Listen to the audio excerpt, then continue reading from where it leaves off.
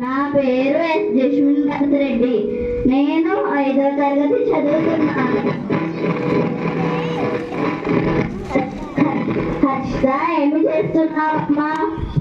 ఏమీ లేదు తాతయ్య, ఈవేళ ఆదివారం సంచికలోని తెలుగు పద్యం చదువుతున్నాను. ఏది ఆ పత్రిక తీసుకురా. తాతయ్య, పద్యం భలేగా ఉంది, ఇదిగో చూడండి. ఇది చమత్కారం ఉన్న పద్యం. ఈ పద్యం మీరు ఒకసారి చదువుతారా?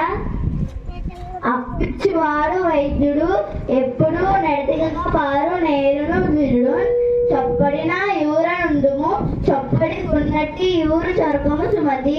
చాలా బాగా చదివారు తాతయ్య, నేను మీలాగే చదవాలి కదా.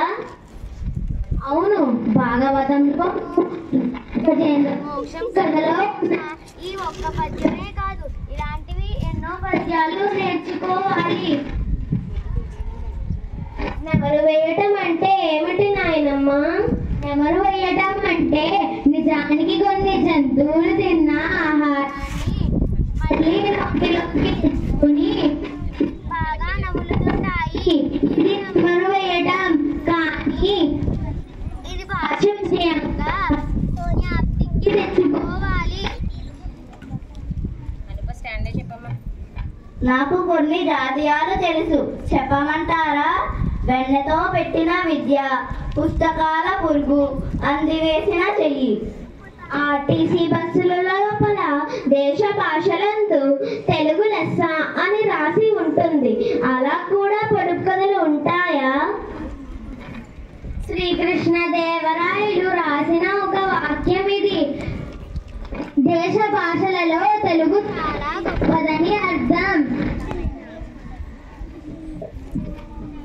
నాకు కూడా తెలుగు భాష అంటే ఎంతో ఇష్టం.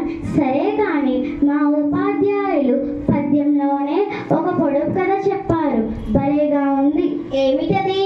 పండిన ఎండినదొకటి, ఖండించినదొకటి, కాలినదొకటి, తిండికి రుచి. ఒక్క ఆకు తోకలేని పిట్ట 90 ఆమెడులు పోయిందంట. అలా కూడా పొడుపు కథలు ఉంటాయా తాతయ్య? ఉంటాయి. పద్యాల్లో కావచ్చు, పొడుపు కథల్లోనే కాదు, అనేక రకాలుగా ఆనందాన్ని కలిగించే విధంగా తెలుగు పద్యాలు రచనలు కూడా ఉన్నాయి. నాకు కొన్ని పొడుపు కథలు తెలుసు, అడగమంటారా? మీరు చెప్తారా? తండ్రి గరగర, తల్లి పీచు పీచు బిడ్డల రత్నమాణిక్యాలు. ఏమిటది? పొద్దున్న తాతయ్య తినడానికి తెచ్చారే పనస పండు. ఇంకొకటి. అడవిలో పుట్టింది, అడవిలో పెరిగింది, మా ఇంటికి వచ్చింది, తైతక్కలాడింది. ఏమిటో చెప్పు.